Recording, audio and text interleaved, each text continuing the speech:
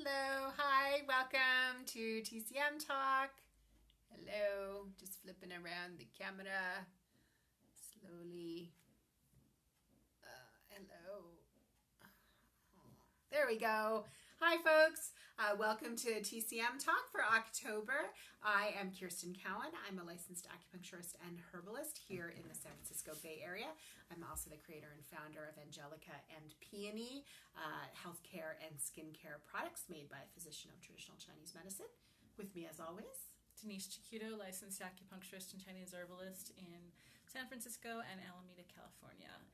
And you can catch all of the links we talk about here in our Periscope, bit.ly/Periscope pins, our Pinterest board, and the replays, the videos, bit.ly/TCM Talk vids. You can also email us at traditionalchinesemedicinetalk@gmail.com, or you can send us a direct message on Twitter. Yeah. So on TCM Talk, we love to share interesting and useful information about holistic medicine, traditional Chinese medicine, acupuncture, and herbal medicine. We welcome your questions. If you have questions during our broadcast, go ahead and chat them at us, or you can email us or direct message us anytime after the show.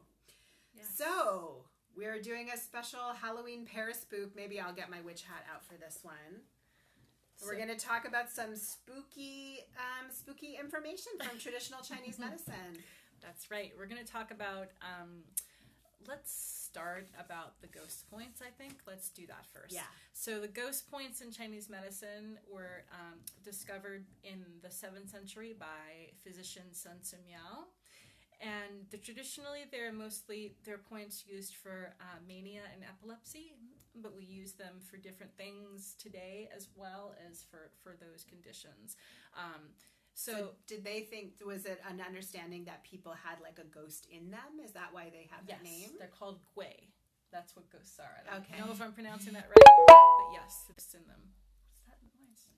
My phone saying, it's a ghost in your phone. It's a ghost in the phone. Okay. We're just going to roll with that. So yeah, there were 13 ghost points. We're not going to give you all of them right now here, but I'm going to show you on our acupuncture model Meridia and on Kirsten, our witchy model. So due 26, right at the tip of the nose. Is called Ghost Palace. That's a really good point for reviving somebody if they have fainted. Huh. Good to know. While you're waiting for the ambulance to come, just press on that point, stick close to the pen. Was it one of these points that the guy, there's been a story going around about someone who had a seizure and lost consciousness, I think, on a plane, and there was an acupuncturist on board who revived them with a toothpick. That's right. So must have been one of these ghost points. We'll find out, and we'll share that on our Pinterest board. Absolutely. Due 23 we talked about earlier. Meridia doesn't have a hairline, so we'll have to, keep the hat on as long as you can.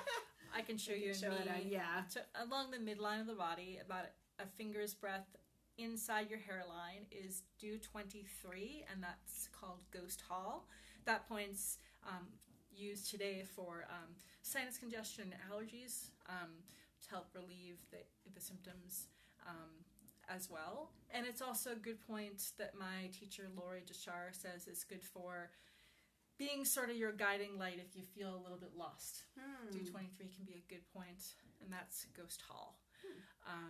Ren 24 is here, right? Ren 24. I'm like, don't never ask me for help with point location. I'm a herbalist. Ren 24 is here. It's called Ghost Market. Sometimes it also has something to do with container because there's the divot there on some of people's chin. Ghost Market. Thank you.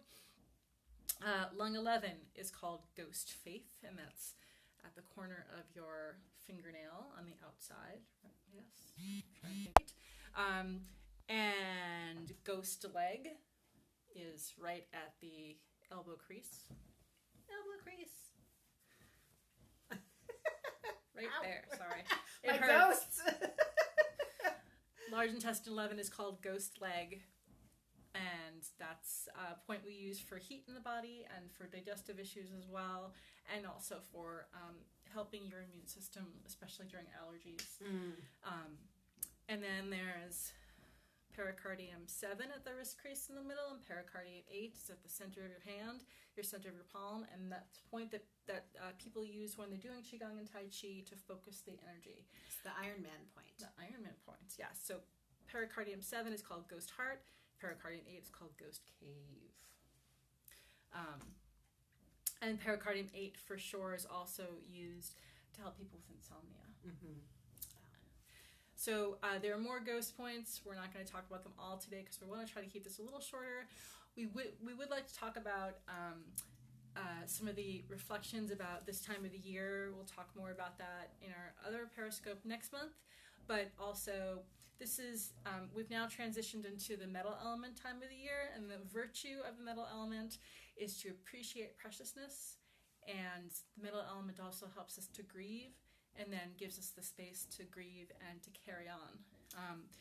And that aligns with a lot of other holidays around this time of the year. At the end of this month, the beginning of next month, there's of course Halloween, which is a fun holiday.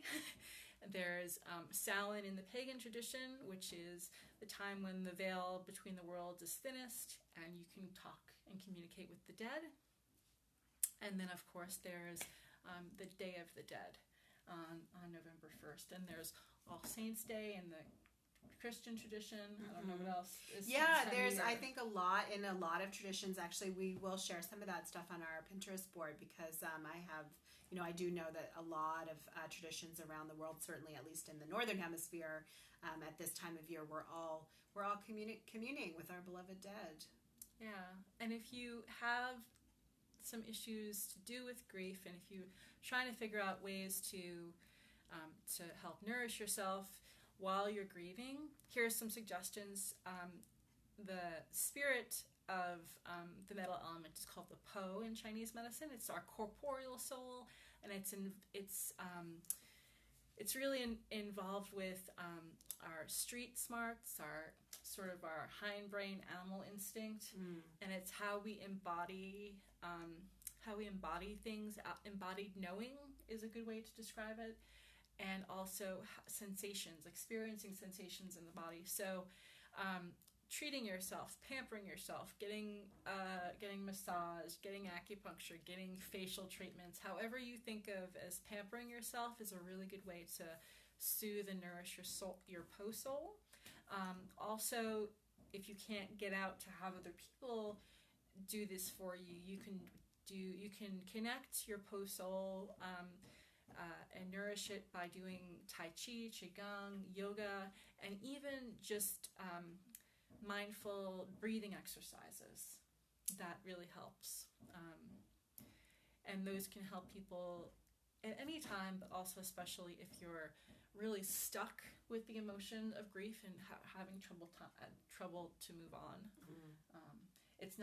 I'm not saying that you should not have time to grieve, but sometimes people get sort of dug into the well of grief without a way of getting out of it. And those are some suggestions. Anything else, Kirsten? Thank you. No, that's wonderful. That's really wonderful way to nourish ourselves, especially at this time of year, and focusing on that part of our heart, I would say. So thank you very much for that, Denise. You're welcome. We hope you have a wonderful Halloween and end of the month holidays. We're going to be back next month. I already forgot the date. I think November 3rd. November 3rd. Right. The Thursday before the election. Come back here and watch us on TCM Talk. We'll be sharing all our best anti-anxiety treatments and home remedies. Right. Absolutely. And probably give you some more tips about Thanksgiving.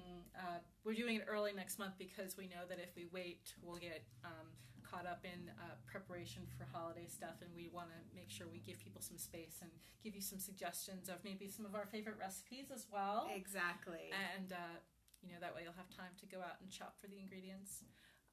So thanks very much for watching, and we'll see you in just a few weeks. Bye-bye. Bye.